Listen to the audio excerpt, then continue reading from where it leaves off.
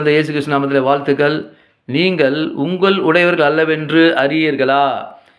You are not your own. ஆம், அன்பு சகோதர சகோதரிகளே, நீங்க உங்களுடைய ஆவி, ஆத்மா, சரீரம் உங்களுடையது அல்ல. அதில் கிறிஸ்து வாசம் பண்ணுகிறார். நீங்கள் கிறிஸ்துவுடையவர்கள். அப்போது நாம் எப்படி இருக்க வேண்டும்? மிகவும் ஜாக்கிரதையாக நம் சரீரத்தை பாதுகாக்க வேண்டும். ஜெபித்து நாம் வல்லமையை பெற்றுக்கொள்ள வேண்டும். ஆவியை நம்பி ஜெபிக்க வேண்டும். எந்த ஒரு பிரச்சனை வந்தாலும், சரீரபூர்வமாக நோய்கள் இல்லை வலிகள் வந்தாலும் உடனே ஆண்டவரை ஜெபித்து அதில் விடுதலை பெற்றுக்கொள்ள வேண்டும். ஒரு ஜெபத்தில் வரலனா 2வது ஜெபத்தில் வரும், 3வது ஜெபத்தில் வரும்.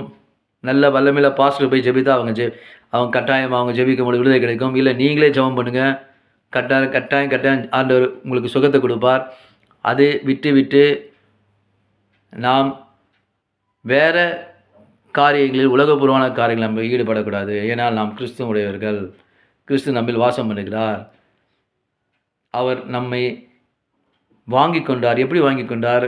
விலை கொடுத்து வாங்கி கொண்டார். He bought us with a price. அதனால் கிறிஸ்து நம்மில் வாழ்கிறதுனால நம்ம இஷ்டப்படி நம்ம சரீரத்தை எதற்கும் நாம் ஒப்பு கொடுக்கக்கூடாது, விட்டு விடக்கூடாது. உலகத்தை நோக்கி நம்ம போய்விடக்கூடாது. உலக ஆசைகளை, சிற்றின்பங்களில் நாம் விழுந்து விடக்கூடாது. ஏனென்றால் நாம் நம்முடையவர்கள, நாம் கிறிஸ்துவுடையவர்கள். கிறிஸ்து நம்மில் வாழ்கிறபடியால் நம் எந்த சூழ்நிலையிலும் நாம் கிறிஸ்துவுக்குள் நாம் பாதுகாத்து நாம் பரிசுத்தமாக வாழ வேண்டும். பிரதர், நான் பரிசுத்தமாக இல்லையா அப்படிலாம் சொல்லவே இல்லை. நம்ம பரிசுத்தமாக வாழ வேண்டும். ஏன்னா எந்த சூழ்நிலை நம்ம மனிதர்கள் இந்த உலகத்தில் பாவம் நிறைந்திருக்கு, அக்கிரமம் நிறைந்திருக்கு. அதில் நாம் தேவ பிள்ளைக்கு விழுந்து விடக்கூடாது.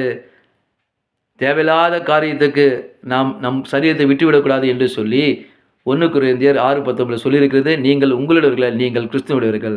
கிறிஸ்து உங்களை வாசம் பண்ணுகிறனால உங்கள் சரீரத்தை, உங்கள் அவயங்களை கிறிஸ்துவுக்கு ஒப்பு கொடுத்து நீங்கள் பரிசுத்தமாக வாழும்படியாக, அதிலே நிலைத்திருக்கும்படியாக உங்களை நான் கிறிஸ்துவ மூலமாக நான் விரும்பி கேட்டுக்கொள்கிறேன். தேவன் உங்களை இப்போதும் வாழ்நாள் முழுவதும் உங்கள் சரீரத்தை அவர் காத்துக்கொள்வாராக. ஏனால் உங்கள் சரீரத்துக்கு அவரே அதிகாரியாக இருக்கிறபடியால், அவரே அதுக்கு சொந்தமாக இருக்கிறபடியால், அவர் உங்களுடைய இருக்கிறபடியால் கர்த்தர் கட்டாயம் உங்கள் சரீரத்தை வாழ்நாள் முழுவதும் ஸ்ட்ராங்காக, வல்லமையாக, பரிசுத்தமாக காத்துக்கொள்வார்.